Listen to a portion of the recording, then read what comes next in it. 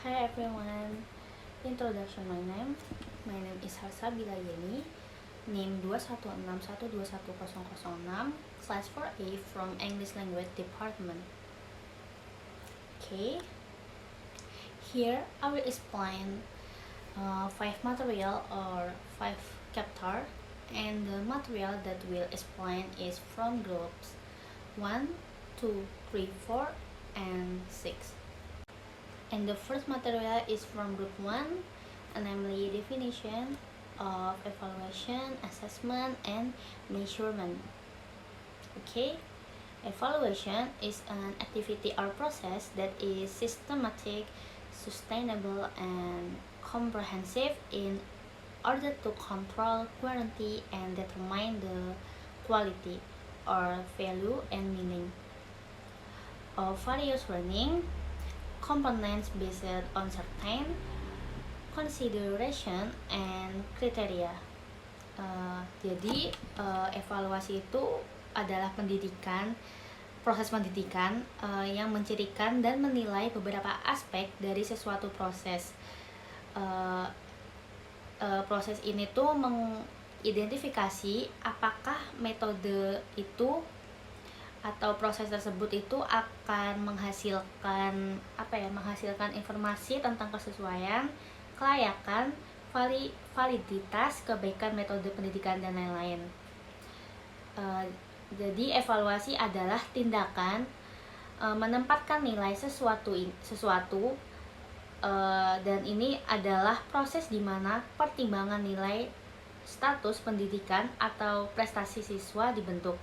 Jadi mengevaluasi itu berarti membentuk penilaian atau tingkat pencapaian, dan ini itu mengandalkan bahwa ada tingkat yang telah ditentukan sebelumnya tersedia. Ini juga proses sistematis mengumpulkan dan menganalisis data untuk membuat keputusan. Evaluasi juga proses kuantitatif dan kualitatif. And the next point is assessment. Assessment is a process or activity that is systematic and continues to collect information about the process and learning outcomes of students in order to make decisions based on certain criteria and consideration. Jadi penilaian atau assessment itu deteksi dan analisis penilaian. Analisis penilaian itu ada prosedur sistematis untuk mengumpulkan informasi yang dapat digunakan untuk membuat kesimpulan tentang karakteristik orang atau objek.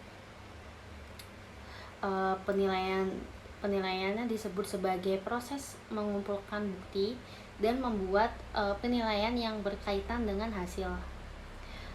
Dikatakan asesmen bila mempunyai arti yang lebih sempit daripada evaluasi, tetapi arti yang lebih luas daripada pengukuran. Dalam direvasinya, kata asesmen itu berarti duduk di samping atau membantu hakim. Hal ini mencerminkan bahwa asesmen itu adalah proses mengumpulkan data dan mengolahnya menjadi bentuk yang dapat diinterpretasikan. Keputusan dapat dibuat atas dasar penilaian ini. And the next point is measurement. Measurement refers to the process by which the attributes or dimension of some physical object are determined. The verb measure means to discover the exact size, amount of something, or to be of particular size. Jadi artinya measurement itu adalah pengukuran. Pengukuran itu adalah bagaimana kita menilai dan menentukan kinerja seseorang siswa secara numerik. Pengukuran secara sederhana disebut sebagai proses menetapkan angka atau simbol ke objek untuk mencirikan sesuatu sesuai dengan seperangkat aturan. Dan ini tuh digunakan untuk mengkategorikan dan atau mengukur variabel Measurement ini tuh membantu untuk mengukur prestasi individu, kepribadian, sikap, kebiasaan, sama keterampilan. Dan ini tuh melibatkan kuantifikasi fenomena yang dapat diamati dan dilakukan di dunia fisik oleh pengamat. Okay, the next material is from group 2, namely authentic assessment. Authentic assessment, instead of weighing a student's performance against a standardized benchmark, the student execute text using the skill and knowledge from the course. It is all about getting the student to solve a real life situation by applying the skills and knowledge they have mastered using authentic assessment methods. The teacher can realistically evaluate a student ability based on how they apply what they have learned to the assessment. This method, of course, evaluation empowers the teacher to embrace innovation and objective judgment. Jadi itu penilaian autentik adalah metode evaluasi kursus di mana siswa menerapkan pengetahuan mereka ke konteks atau situasi kehidupan nyata, kehidupan nyata yang unik gitu.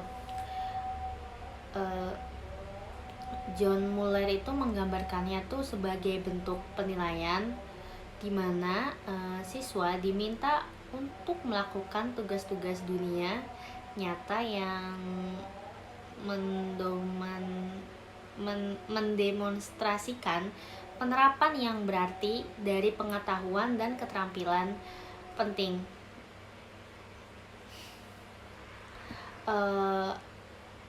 Alih-alih menimbang kinerja siswa terhadap tolak ukur standar siswa, melaksanakan tugas menggunakan keterampilan dan pengetahuan dari kursus ini semua tuh membuat siswa memecahkan situasi kehidupan nyata dengan menerapkan keterampilan dan pengetahuan yang telah mereka kuasai. Misalnya setelah kursus kewarganegaraan yang baik, instruktur itu dapat meminta siswa untuk berbicara tentang apa yang akan mereka lakukan jika seorang lansia naik bus ketika semua kursi itu sudah keisi, sudah penuh, atau bagaimana mereka akan menyelesaikan konflik. Okay, the next material from group 3, namely definition of the test. The term test is taken from the word witness and old French term meaning a plate or setting aside precious metals. There is also which interpreted as a plate made of soil. The test is a tool for measuring to collect information on the characteristic of an object. According to Chimari, a test is a way to assess a person's ability indirectly to a person's response to stimulus or question. Istilah tes itu diambil dari kata testum atau suatu pengertian dalam bahasa Prancis kuno yang berarti piring untuk menyisihkan logam-logam mulia. Ada pula yang mengartikan sebagai piring yang terbuat dari tanah. Tes merupakan suatu alat untuk melakukan pengukuran, yaitu untuk mengumpulkan informasi karakteristik suatu objek. Menurut Jemari juga, tes itu merupakan salah satu cara untuk menaksir besarnya kemampuan seseorang secara tidak langsung, yaitu melalui respon seseorang terhadap stimulus atau pertanyaan. Dan menurut Dr. Andes Amir Deyin Indra Kusuma dalam bukunya Evaluasi Pendidikan mengatakan tes itu suatu alat atau prosedur yang sistematis dan objektif untuk memperoleh data-data atau keterangan-keterangan yang diinginkan. tentang seseorang dengan cara yang boleh dikatakan tepat dan cepat. And the material from group 4, namely Bloom's taxonomy. Bloom's taxonomy definition. Taxonomy comes from the Greek taxos, which means setting, and norms, which means science. Taxonomy is classification system or grouping. Taxonomy in the field of education is a framework for classifying statements that are used to predict students' ability to learn as a result of learning activity. The concept of Bloom's taxonomy was introduced by Benjamin Bloom, an educational psychology, with his friend in 1956.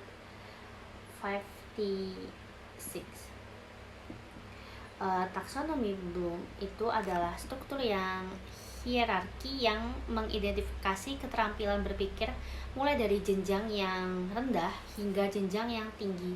Taksonomi Bloom itu pertama kali diterbitkan pada tahun 1956 oleh seorang psikolog pendidikan, yaitu Benjamin Bloom.